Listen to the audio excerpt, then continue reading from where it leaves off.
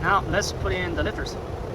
Okay, again, apply lubricant onto the rotors of the lifters. These are the non-MDS lifters, so all of them are the same. I mean, all 16 lifters are identical.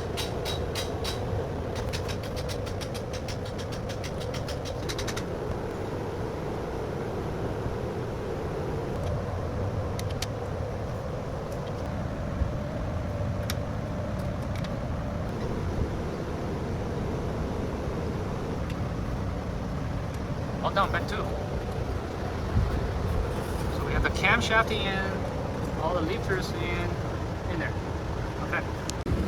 These are the 4 plugs that come with the Isuzu Cars kit. So we're gonna plug them into the hole of the MDS solenoid.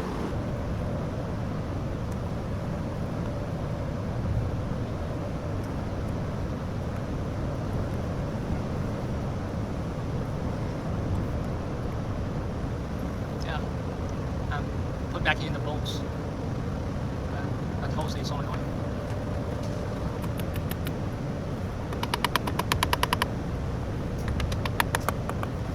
These plugs are pretty tight.